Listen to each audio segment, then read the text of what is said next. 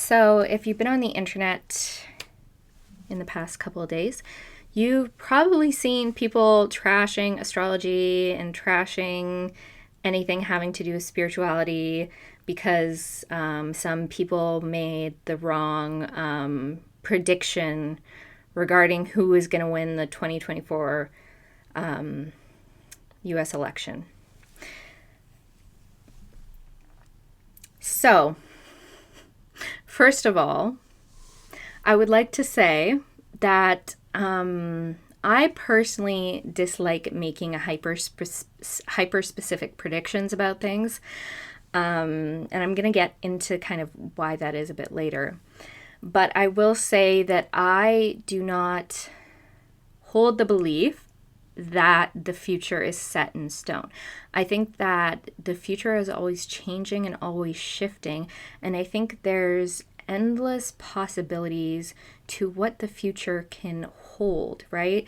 And so by its very nature, that makes it difficult for people to make predictions about the future, right?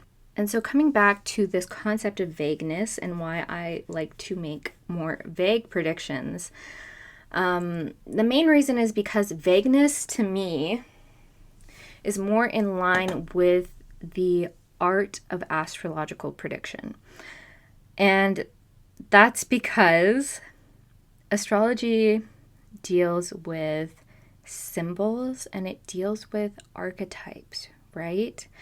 So it's more so about the general feeling of a thing than it is about the outcome of the thing, if you know what I mean.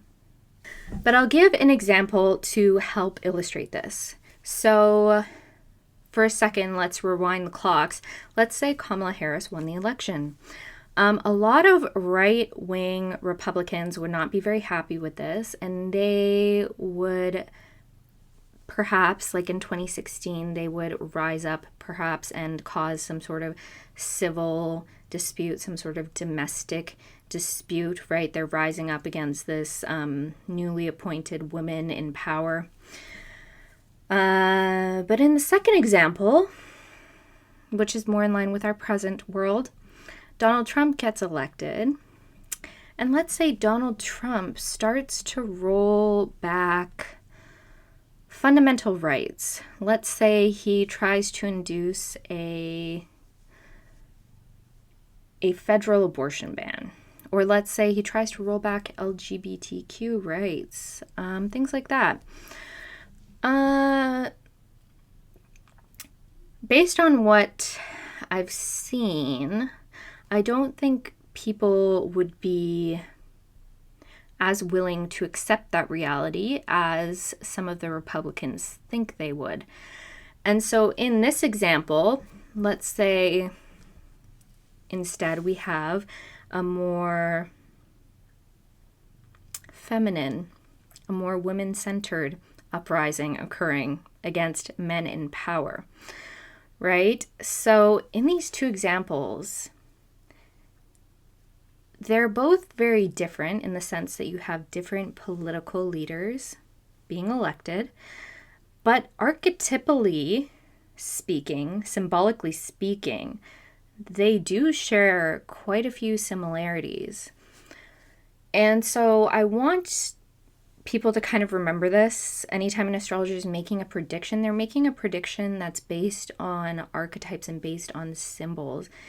And it's not super specific. And I don't necessarily believe that humans are meant to be able to see the future super clearly, right? Because that would kind of defeat the purpose of like having to go through all these harsh life lessons, right? So maybe just something to keep in mind before you throw that astrologer who predicted Kamala was going to win under the bus, you know? Anyways, I mean, Pluto is in Capricorn after all. Like, what did we expect? Yeah.